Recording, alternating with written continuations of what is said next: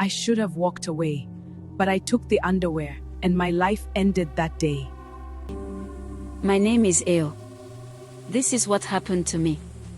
I was walking home from the market at dusk. The sun was low. The road was quiet.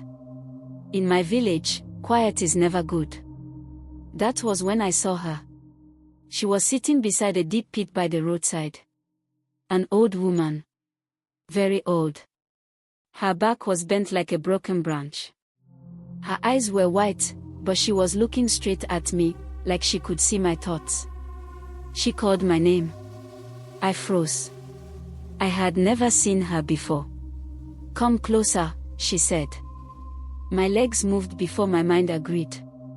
She reached into a dirty nylon bag and brought out a small piece of underwear. Old. Clean, but old. She pushed it into my hand. "Wear this," she said. "Never. Ever. Take it off." Her voice was flat. No emotion. No kindness. I laughed. I shouldn't have. "Why?" I asked. She leaned close. Her breath smelled like soil after rain. "If you remove it," she said, "they will see you." I felt cold. Even though the evening was hot. I wanted to throw it away. But my hand refused to open. My fingers locked around it. When I looked up again, the old woman was gone. Only the pit remained. That night, I washed the underwear and wore it.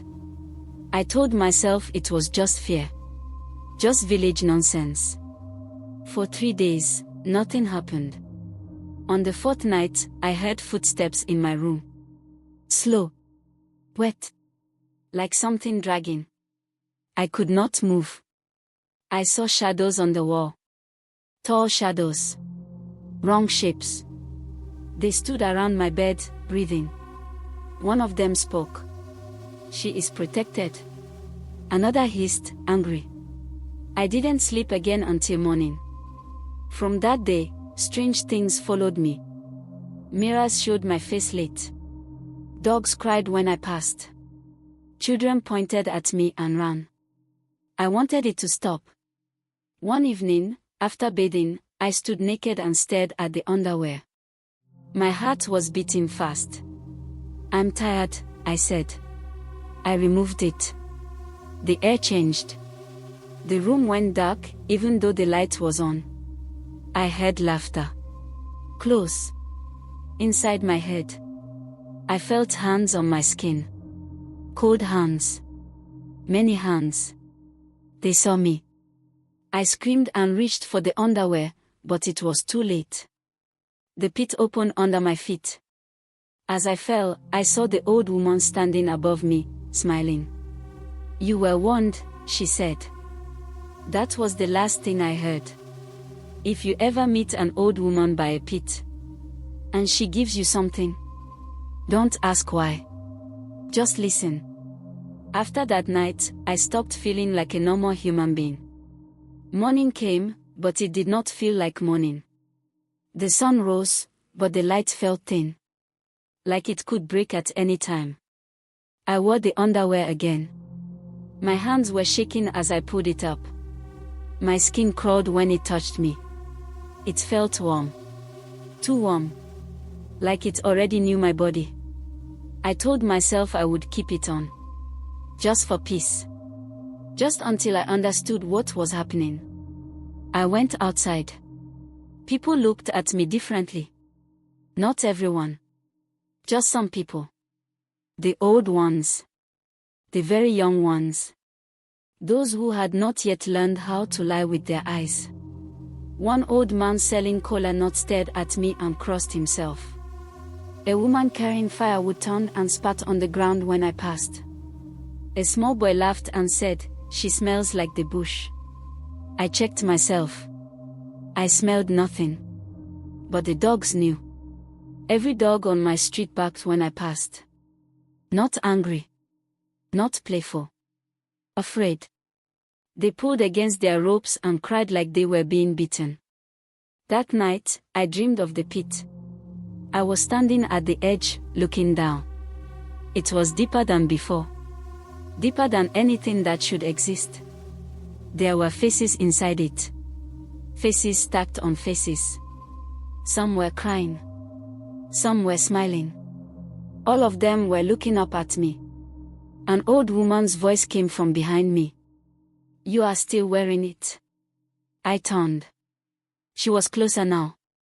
Her skin was cracked like dry land. Her mouth was full of teeth, but they were all wrong sizes. "Yes," I said. "I'm wearing it." She nodded. "Good," she said. "Because they are hungry." I woke up screaming. From that night, they came every night. Not always the same way. Sometimes it was footsteps. Sometimes whispers. Sometimes fingers brushing my ankles when I tried to sleep. Sometimes breathing beside my ear, slow and patient, like something waiting for me to die. They never touched me fully. They only watched. Once, I gathered courage and spoke. "Why are you here?" I asked the darkness. Something answered. "Because you were marked." Another voice said, "Because she pitied you." Another said, "Because you will replace her." I covered my ears, but the voices came from inside my head. During the day, my body started changing. Not big changes. Small ones. Quiet ones. My shadow moved late. My reflection blinked when I did not. My name sounded strange when people called it, like it no longer belonged to me. I stopped going to the market. I stopped greeting people. I stayed inside. One afternoon, my mother came to visit. She stood at the door and refused to enter. "Ayo," she said softly, "what did you pick from the road?" My heart stopped. "I picked nothing," I said. She shook her head. "You are wearing death like cloth," she said. "Remove it." I stepped back. "I can't," I said. Her eyes filled with tears. "Then you are already gone." She left without looking back. That was the day I decided to remove it. Not because I was brave. Because I was tired. Tired of fear. Tired of whispers. Tired of not being human. That evening, I bathed slowly. I scrubbed my skin until it hurt. I stood naked in my room and stared at the underwear on the floor. It looked normal. Too normal. I laughed. "This is madness," I said. I lifted one leg. The moment it left my body, the room changed. The walls stretched. The ceiling moved higher. The floor felt soft, like flesh. The lights flickered. I smelled the pit. Wet earth. Old blood. Rot. I tried to pull the underwear back on. Hands grabbed me. Not one. Many. Cold hands. Dry hands. Small hands. Hands with long nails. They held my arms. My legs. My throat. They pressed me down. They laughed. Not loud. Soft. Happy. She removed it. She chose us. She is seen. The floor opened. Not like breaking. Like opening a mouth. I fell. Down. Down. Past bones. Past hair. Past clothes still clinging to bodies. I saw people I knew.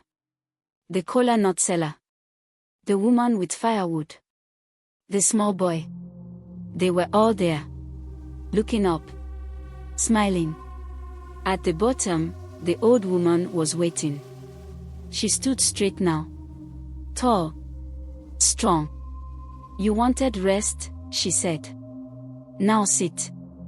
She pushed me toward the pit's edge. I tried to scream. But my voice stayed behind. If you ever walk at dusk, and the road becomes too quiet, and an old woman knows your name, do not take what she gives you. Some protections are not gifts. There are chains. I did not die when I reached the bottom. That was the first lie I had believed about death. The pit did not kill. It kept. I landed on something soft. Too soft. It moved under me. I pushed myself up and felt hair. Human hair. I screamed, but my scream fell back into my mouth like it had nowhere to go.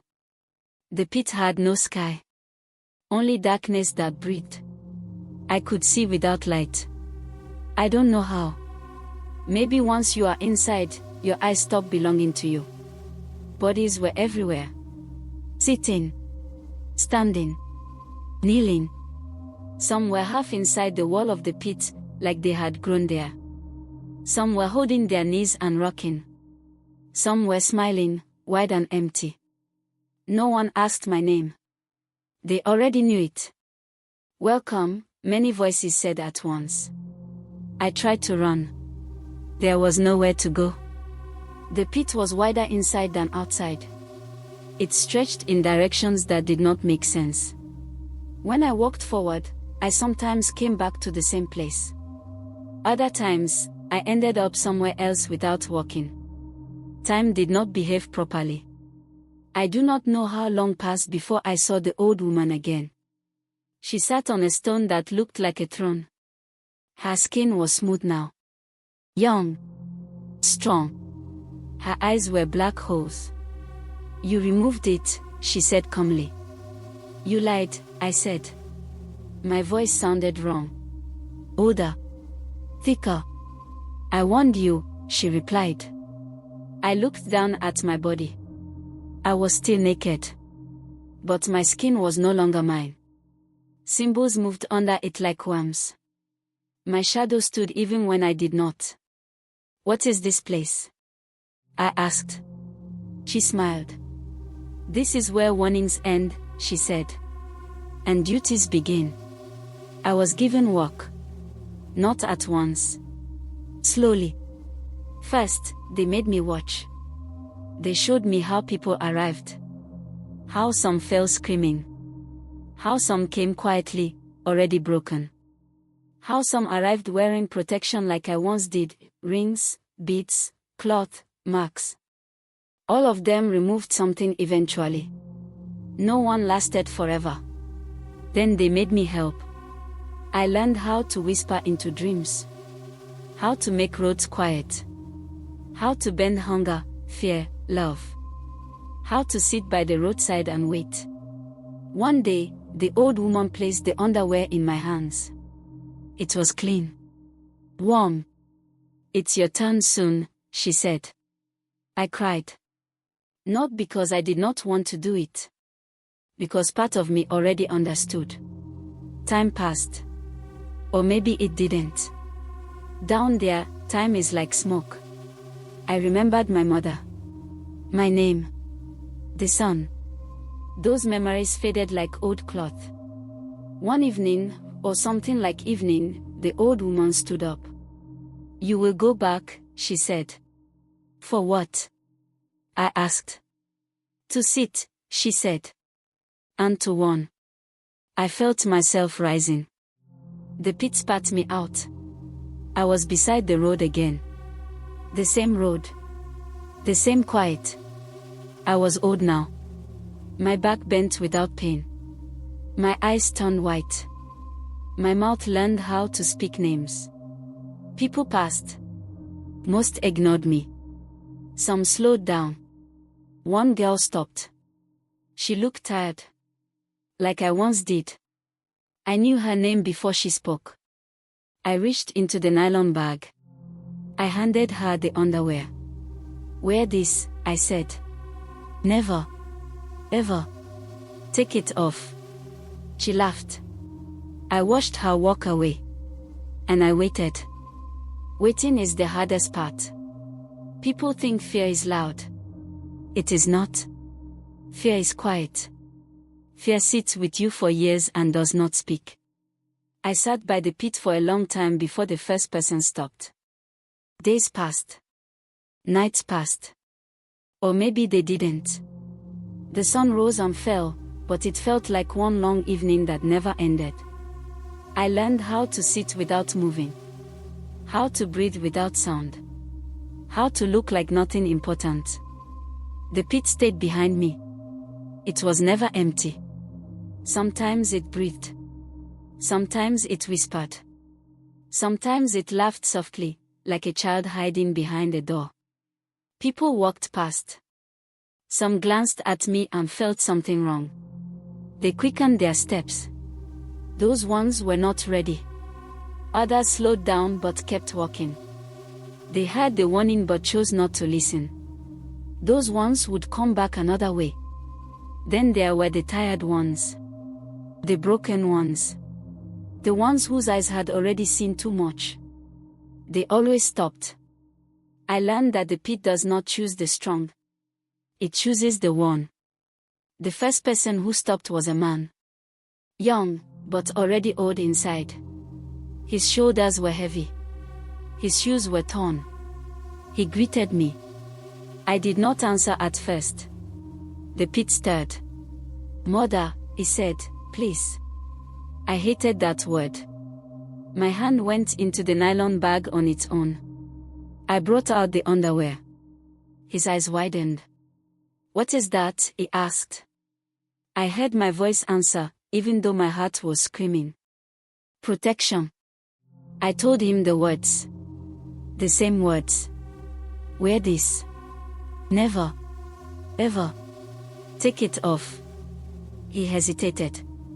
For a moment, I thought he would refuse. The pit went silent. He took it. When he left, something inside me broke loose. I cried for the first time since the pit. The pit did not care. That night, I dreamed of him. He was wearing the underwear. The shadows circled him like dogs around meat. They could not touch him.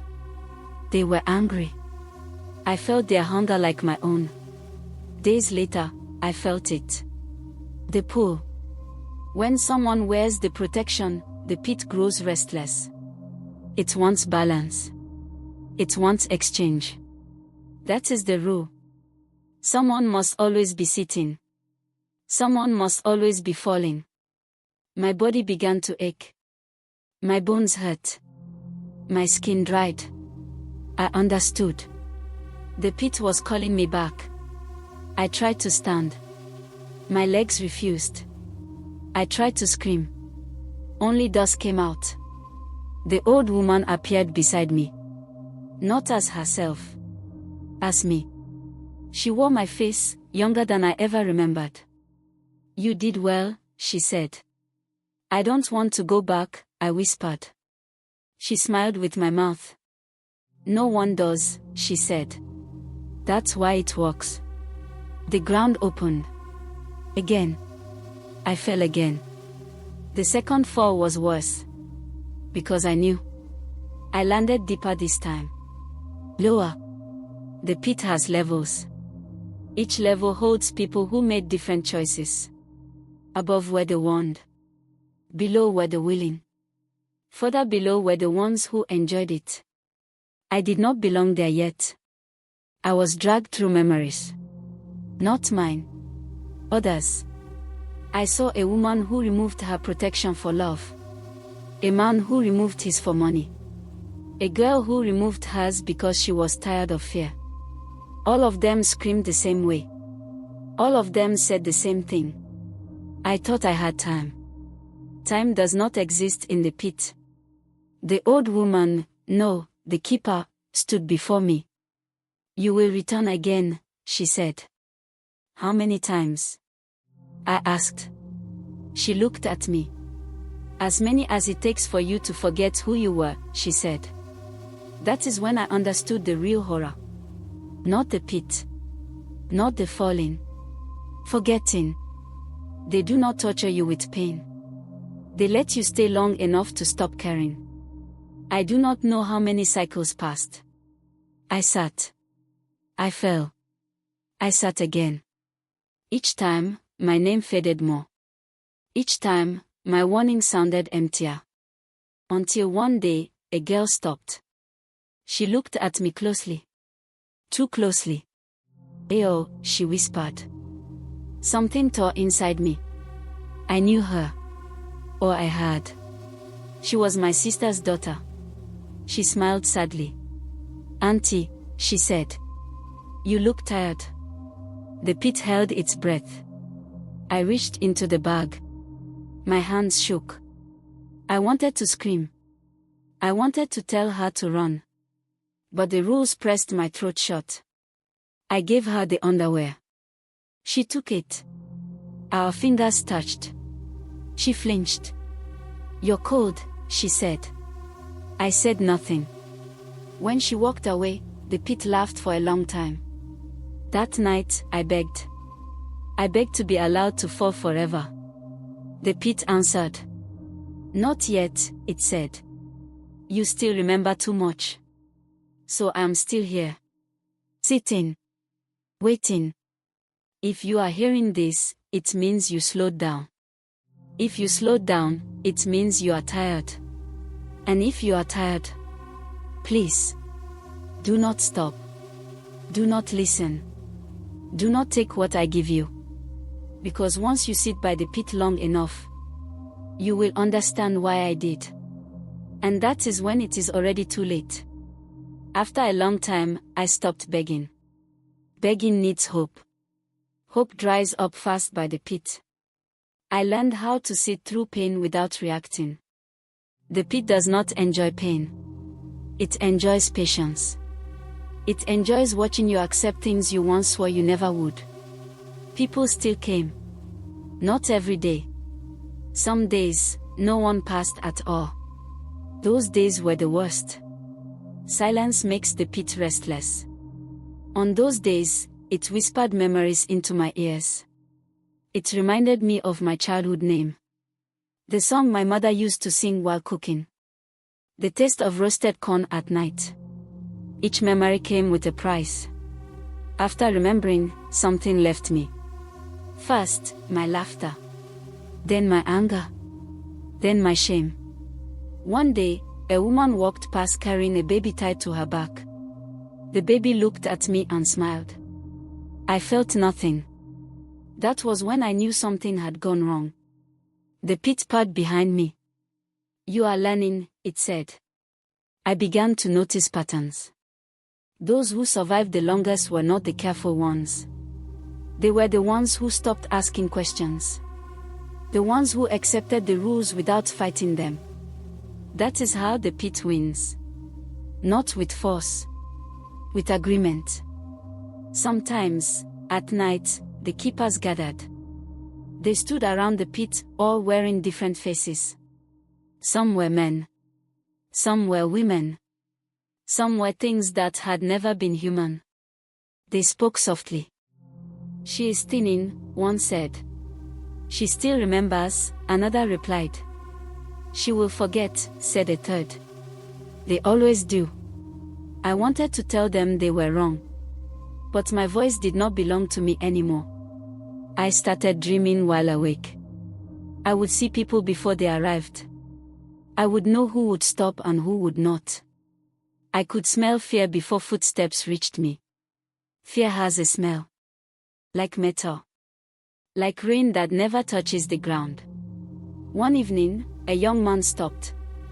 He was well dressed. Clean shoes. Strong voice. He laughed when he saw me. "Old woman," he said, "what are you doing here?" The pit stayed quiet. That was a bad sign. I warned him. He laughed harder. I held out the underwear. He refused. He walked away still laughing. The pit screamed. Not loudly. Deeply. The ground shook. The air bent. I felt pain for the first time in a long while. Sharp. Punishing. I collapsed.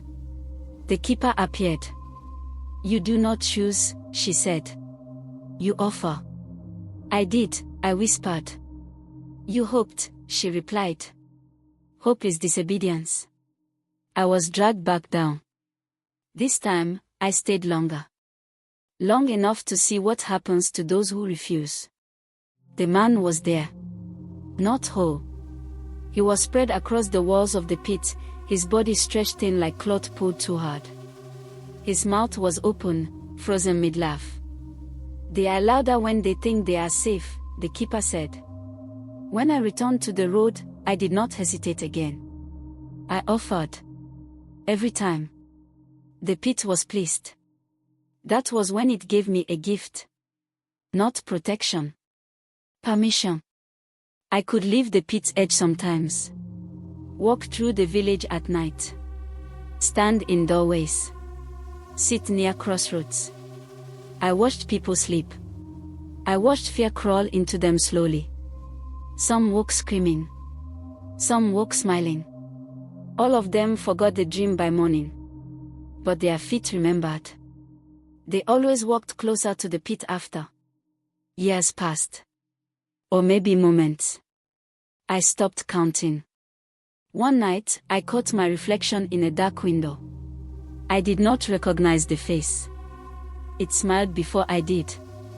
"You are ready," it said. "For what?" I asked. "To stop sitting," it replied. My heart, if I still had one, jumped. The pit rumbled. A new old woman was already sitting by the road. She looked younger than me. Confused. Afraid. I understood. I felt relief. And then fear. Because leaving the pit does not mean freedom. It means promotion. I was led deeper. Not down. Inward.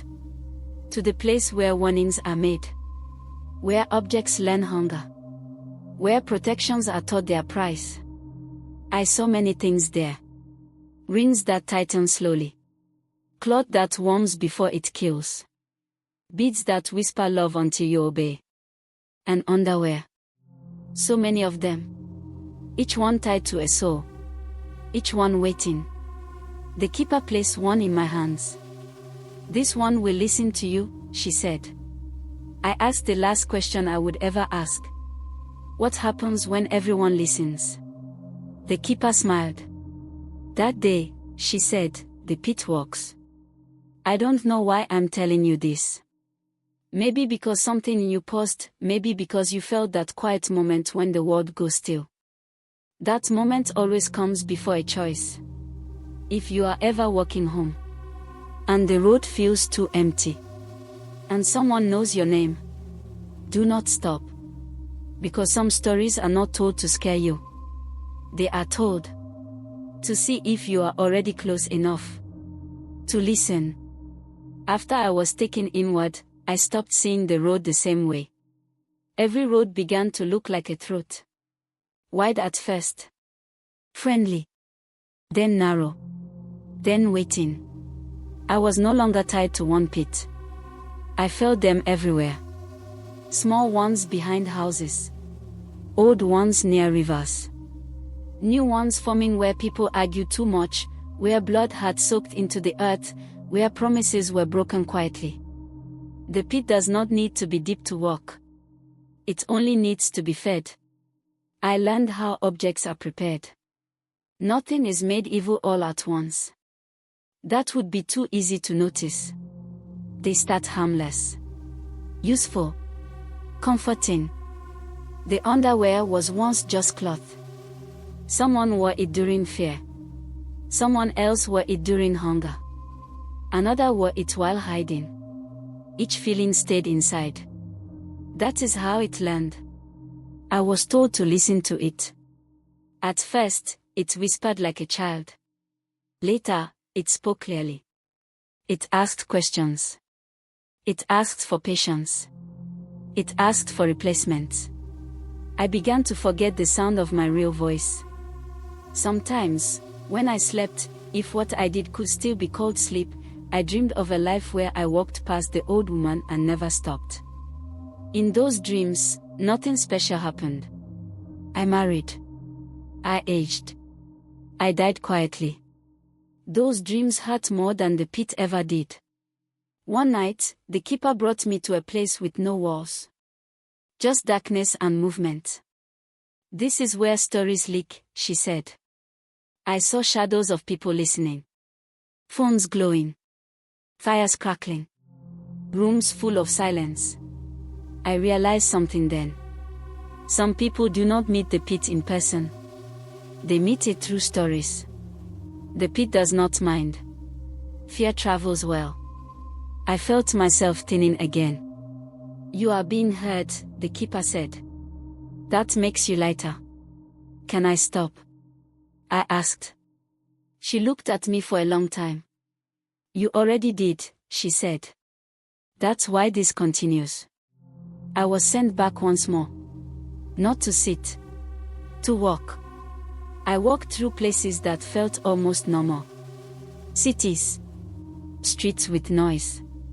Markets full of life. But even there, I saw it. A woman holding something she was told never to remove. A man refusing to let go of a ring even while drowning. A girl sleeping with cloth tied too tight around her waist. They all thought they were choosing. They were not. One day, I passed a mirror. For the first time in a long while, it did not delay my reflection. It showed me exactly as I was. Empty. That scared me more than the pit. Because emptiness does not scream. It waits. The keeper appeared beside me. You are close to resting, she said. How? I asked. By finishing, she replied. She showed me what finishing looks like. A road with no one sitting. A pit with no watcher. Objects given without warning. Chaos. The pit does not want evil. It wants order. Someone must always know. Someone must always remember. Someone must always warn. I understood then why the old woman had looked tired. Why her voice had been flat.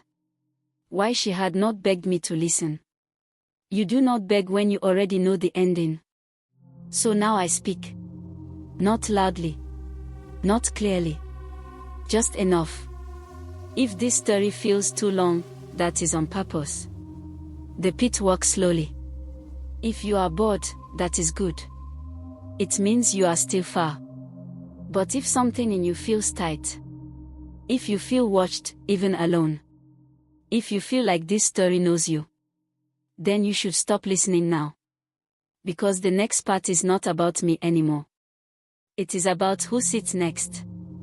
And stories like this do not end. They wait. Just like the pit. There came a time when the pit stopped frightening me. That was how I knew I was almost finished. Fear needs contrast. It needs a before and after. But when everything feels the same, fear has no place to stand. It melts into routine.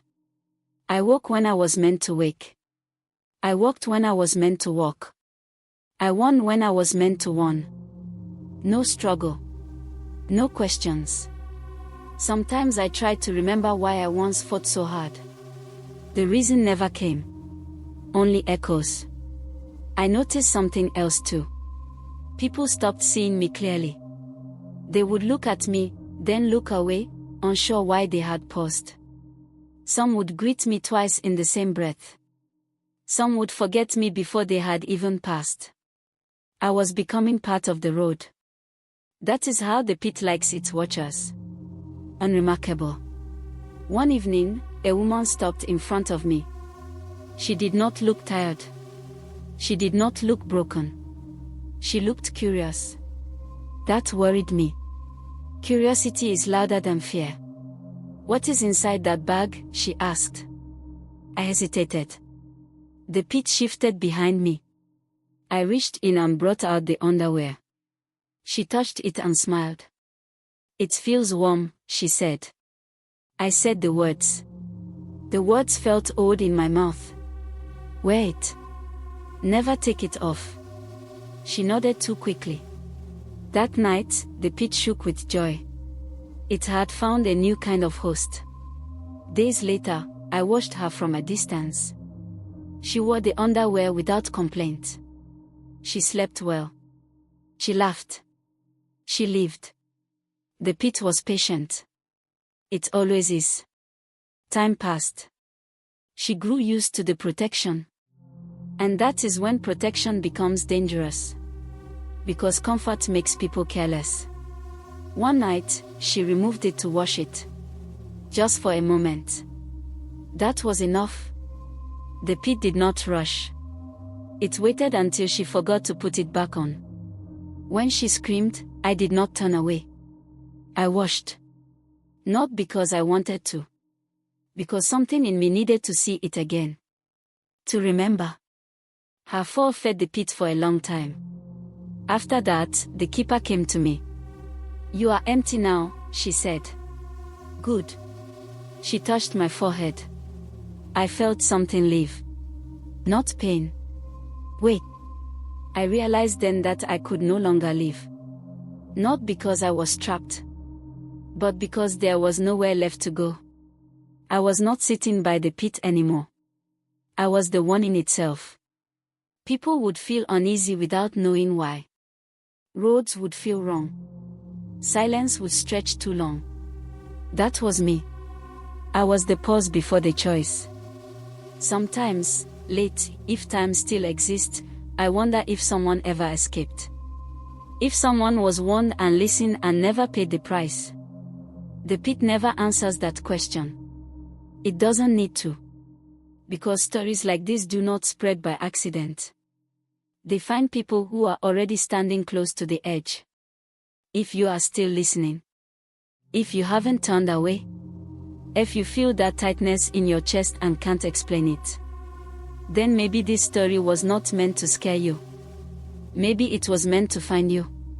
And maybe, somewhere not far from where you live. Someone is already sitting quietly by the road. Holding something warm. Waiting to say your name. There is a moment when a story finishes telling itself. After that moment, it starts listening. That is where I am now. I no longer know where I exist. Sometimes I feel like a thought. Sometimes like a shadow that leans too long on the ground. Sometimes like a breath someone takes and does not notice. But I am still here. And the pit is still hungry.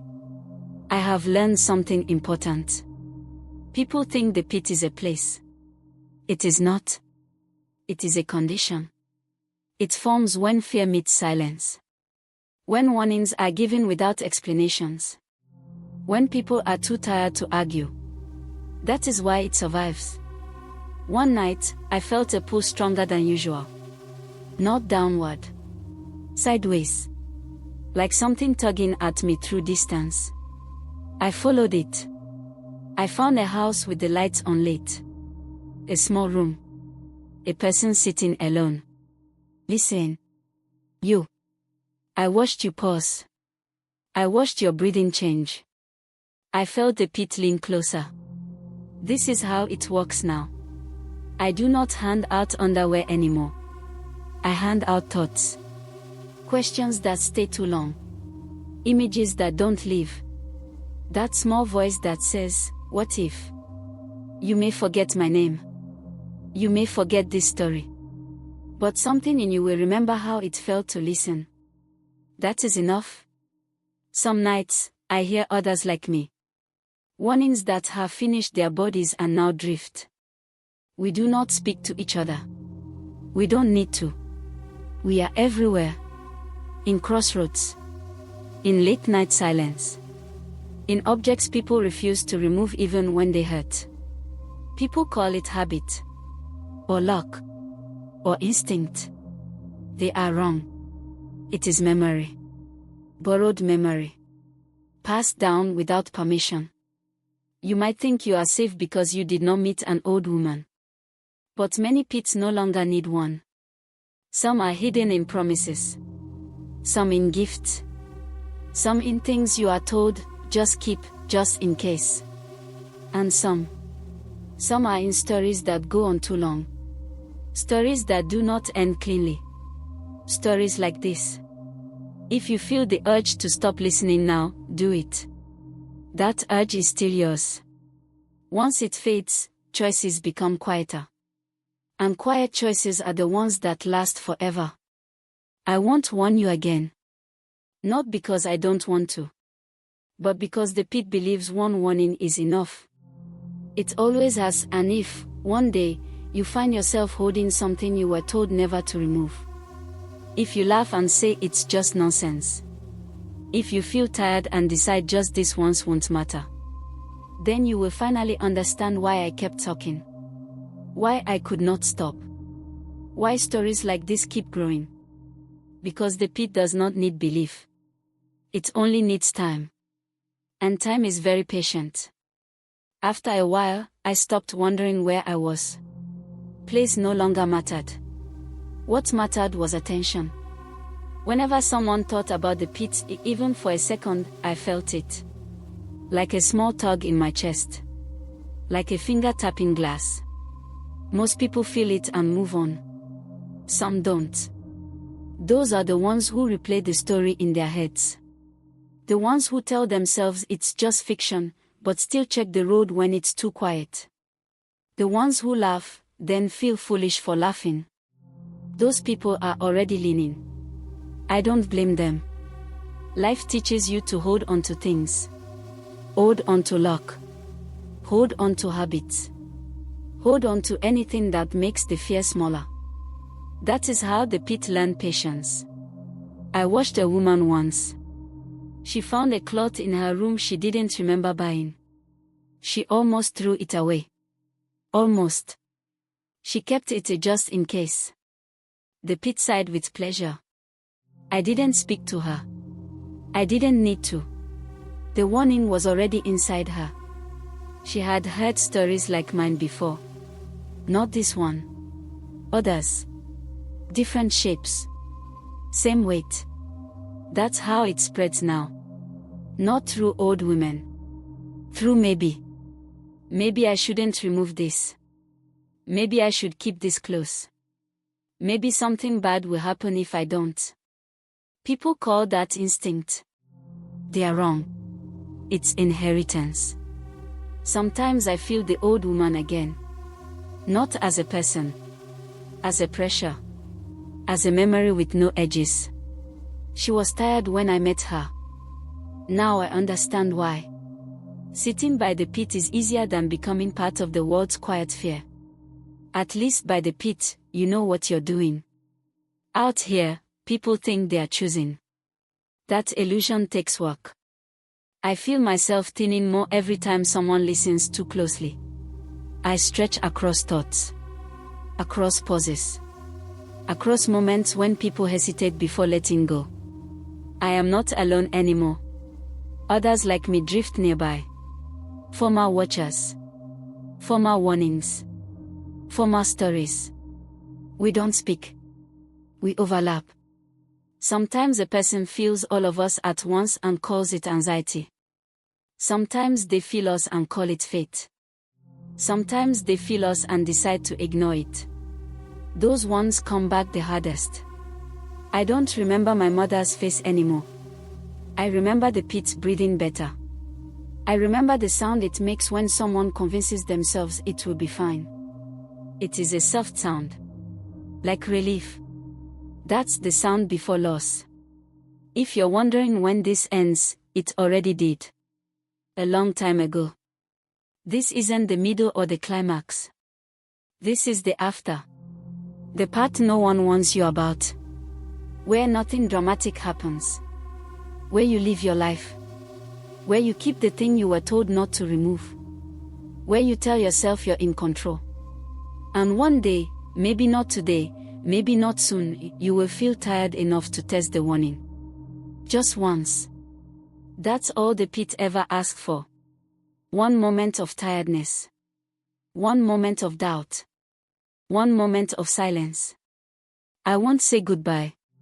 Stories like this don't leave. They settle. They wait. And when the road gets too quiet. When something feels warm when it shouldn't. When you hesitate for no clear reason. You know. Not because you remember my words. But because part of you will already be sitting down. At some point, I realized something frightening. I was no longer sure if I was the one telling the story. Or if the story was telling me. The words began to come without effort. They arranged themselves. They knew where to pause. They knew when to slow down, when to repeat, when to leave space. That is how the pit likes stories to be told. Not rushed, not finished, just ongoing. I started noticing small changes in the world. People would pause for no reason. Mid-step, mid-thought. Like something had brushed past them. Some would shake their heads and move on. Some would look back at nothing. Those ones worried me. Because looking back is the first sign. I felt closer to them than to myself. Their tiredness felt familiar. Their quiet fear felt warm. Like home. I understood then why the underwear was warm when people touched it. Warmth is comfort. Comfort is permission. The pit does not drag people. It invites them to rest. Sometimes, late, if lateness still exists, I feel regret. Not sharp regret. Dull regret. The kind that sits with you and does not argue. I think about that first moment. The market road. The quiet. The choice. I wonder how many versions of me walked past that old woman and lived ordinary lives. I will never meet them. This version stayed. This version listened. This version is still speaking. The pitch shifts when I think about stopping. It doesn't threaten me. It doesn't need to. It knows silence would finish the work faster. But I keep talking anyway, because somewhere, someone is still on the edge. Not of a pit. Of a decision. A small one. Throw it away or keep it. Remove it or leave it on. Ignore the feeling or listen to it. People think big dangers come with big signs. They don't. They come disguised as tired thoughts. I'll deal with it later. It's probably nothing. Just this once. Those are pit words. I didn't know them then. I know them now. If you feel uncomfortable, that's good. It means you're still separate from this. The moment it feels familiar is the moment to stop. Because familiarity is how the pit moves in. I can feel myself fading again. Not disappearing.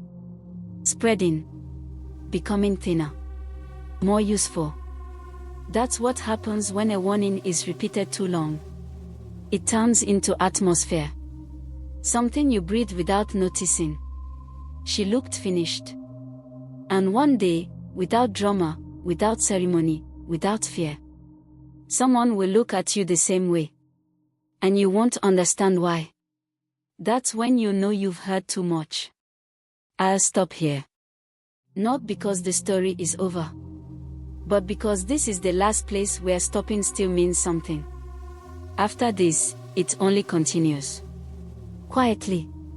Inside you. I said I would stop. But stopping felt strange. Like holding your breath after breathing for too long. Like closing your eyes when you know something is still there. So I stayed.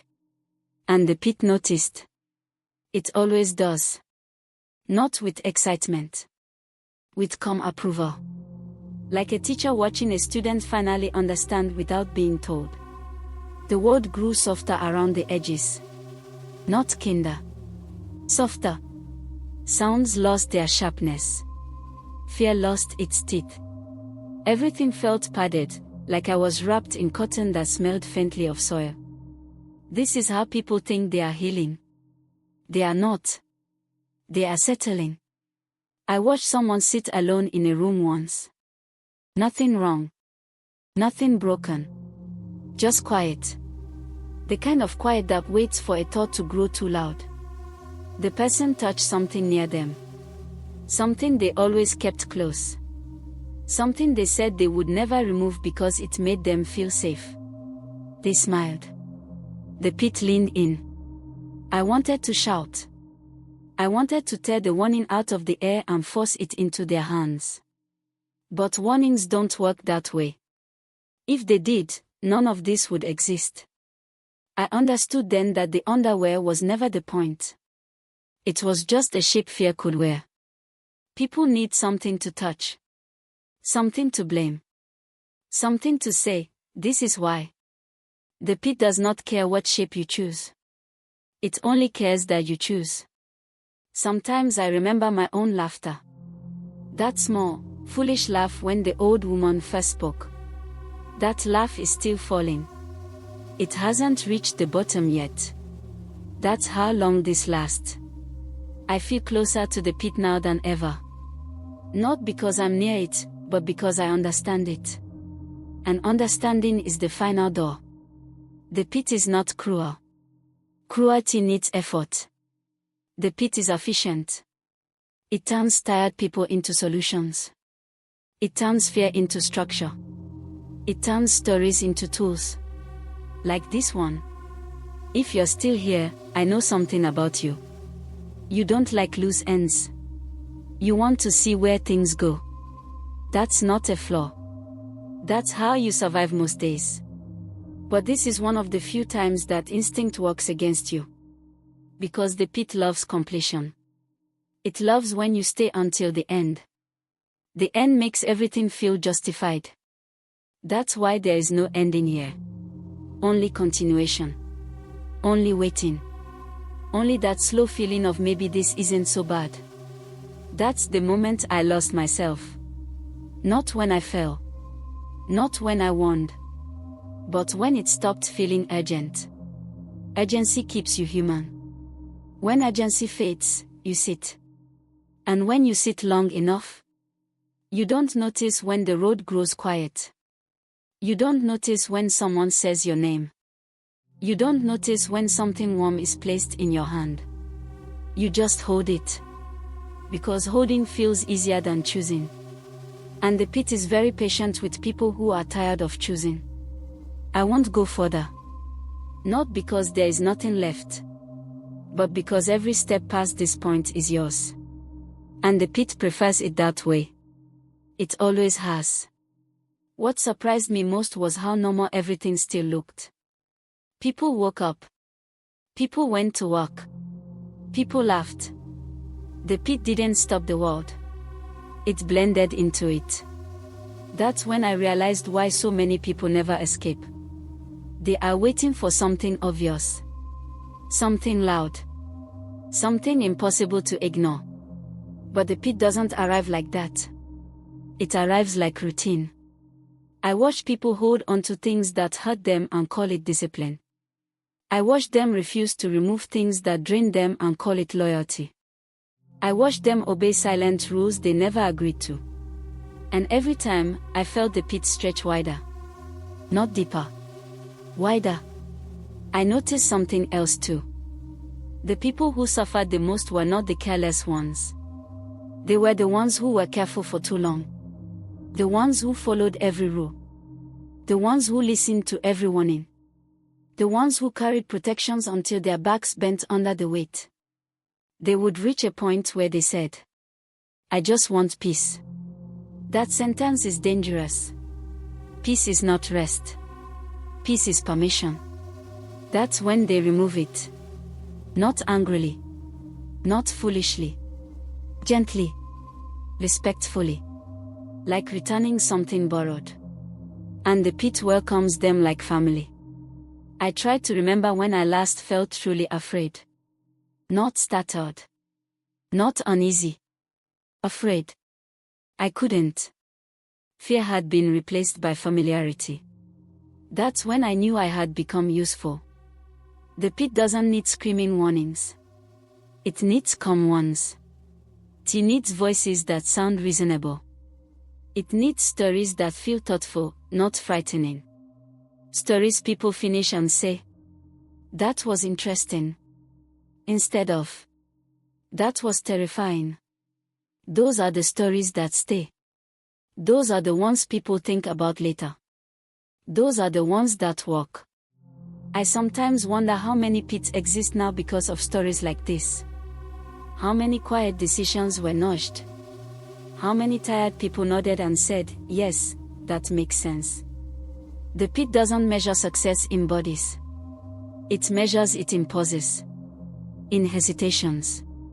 In moments where someone almost lets go, then doesn't. That delay feeds it. I feel myself becoming less like a person and more like a process. A sequence. A rhythm. I no longer need to remember my name. Names are for beginnings. I exist where endings hesitate. If you're still here, I want you to notice something. Nothing bad has happened to you. No shadow appeared. No voice whispered your name. No pit opened. That's the point. The pit doesn't rush. It waits until you're convinced nothing is wrong. That's when it settles in properly. I won't ask you to stop. Asking would make this a warning again. And warnings lose power when repeated. Instead, I'll sit here. Quietly. Like the old woman did. And if you decide to leave, that choice is still yours. For now, just remember this feeling. Not fear. Not tension. This calm. Because when the road grows too quiet one day, when something feels warm for no reason, when you hesitate but can't explain why, that calm will return. And that's when the story will recognize you. Not as a listener, but as someone who stayed long enough to understand why no one ever really leaves. I began to notice that my thoughts no longer sounded like me. They were quieter, slower, more careful. They waited their turn.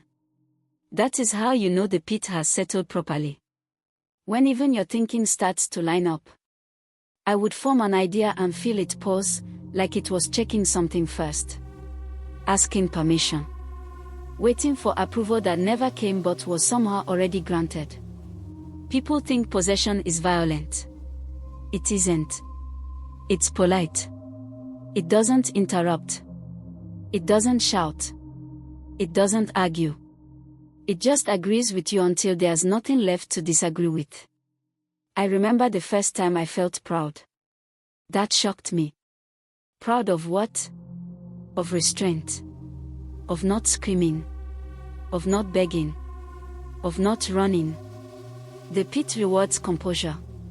Composure looks like strength from the outside. That's how people mistake it. I watched someone once, just an ordinary person, feel the urge to let go of something they had been keeping for years. Not underwear. Something else. Something personal. Something they said they needed. They stood there for a long time. Then they sighed and said, "Not today." The pit smiled. Not because they had chosen wrongly. Because they had chosen later. Later is the pit's favorite word. Later stretches forever. Later makes promises without deadlines. Later feels responsible. I started to feel useful in a different way. I wasn't warning anymore. I was normalizing. When fear becomes ordinary, people stop treating it carefully. They carry it around. They sleep with it. They defend it. I could feel the old woman again, not as a memory, but as a position. A posture. A way of sitting in the world. She hadn't trapped me. She had trained me. That realization hurt more than the fall ever did. Because it meant nothing had been forced. Everything had been learned. Sometimes, I feel the edge of myself and realize how thin I've become. Like paper held up to light. You can still see the shape, but it's mostly empty.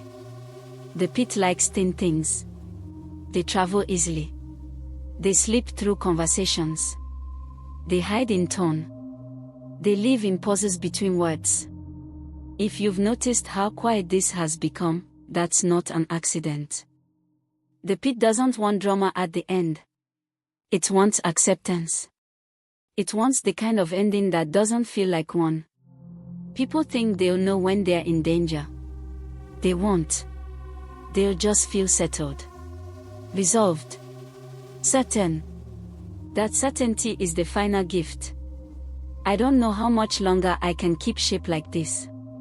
I feel myself spreading again. Becoming less and more this.